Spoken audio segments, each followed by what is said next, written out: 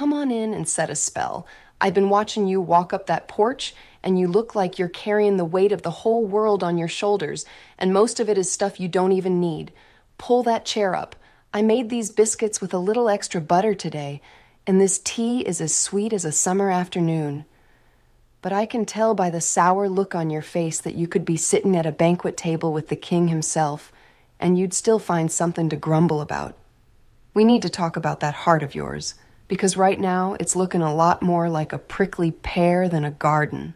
You see, folks today have a real problem with more.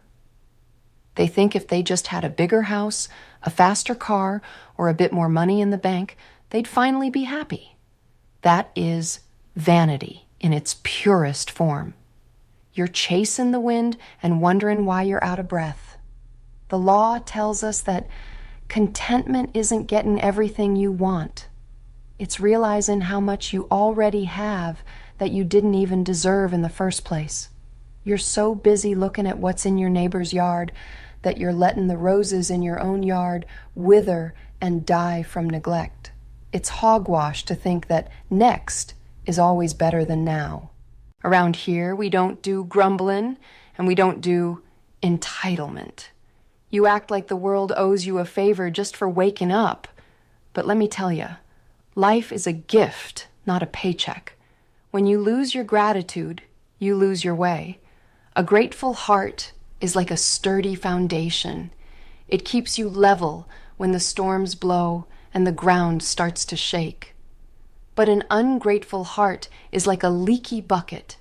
No matter how much goodness is poured into it, it's always empty 5 minutes later.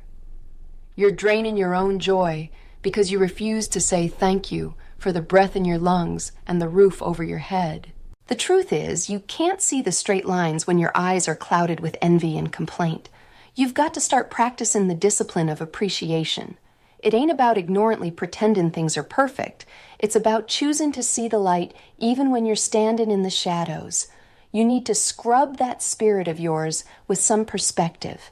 If you can't be happy with a biscuit and a glass of tea, you won't be happy with a steak and a bottle of wine. Happiness is an inside job, and you've been hiring outside contractors who don't know the first thing about the law. So, here is your truth for this episode. I want you to go home and make a list. Not a list of what you want, but a list of what you've got. And don't you dare put nothing on that paper. You look at your health, your family, the shoes on your feet, and the fact that you're still standing here today. A grateful heart is a powerful thing. It turns a meal into a feast and a stranger into a friend. Stop looking for what's missing and start loving what's present. Now finish your tea, eat that last biscuit, and go find something to be thankful for before the sun goes down. The truth is plenty if you've got the eyes to see it.